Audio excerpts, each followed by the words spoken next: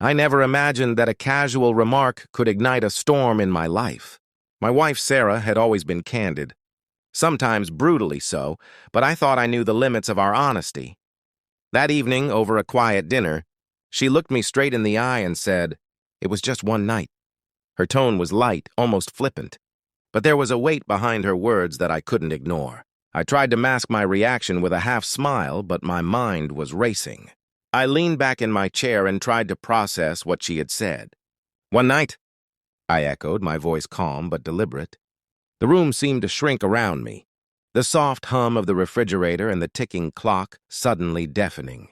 I had always believed that love required trust and loyalty, yet here was a statement that tested both. My thoughts wandered to the prenuptial agreement we had signed years ago, a document we had signed lightly, thinking it was just a formality. Then almost automatically, I said, "Great, that's enough for the prenup." Sarah's fork froze mid-air, her eyes widening as she tried to decipher whether I was joking or serious. I wanted her to feel the weight of her own words, to understand that actions, even a single night, carry consequences. But there was no anger in my voice, just a strange mixture of disappointment and calculated pragmatism. It was as if I was defending my own heart with a shield I had spent years forging.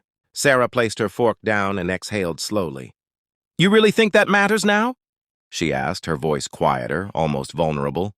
I looked at her, trying to see the woman I had fallen in love with, and I realized I did not want to lose her. But I also could not ignore the reality of what had been revealed. Our marriage was not just built on love.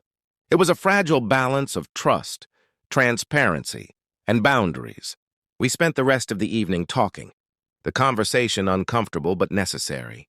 We navigated our way through apologies, explanations, and tears, both of us realizing that a single moment could not erase years of shared life, but it could redefine the terms of our relationship.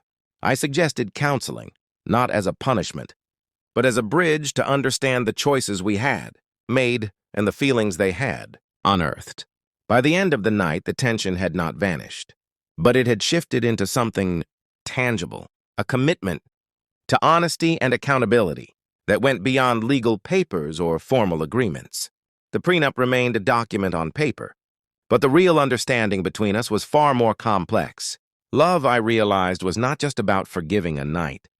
It was about acknowledging it, learning from it, and deciding whether togetherness was stronger than the mistakes we carried.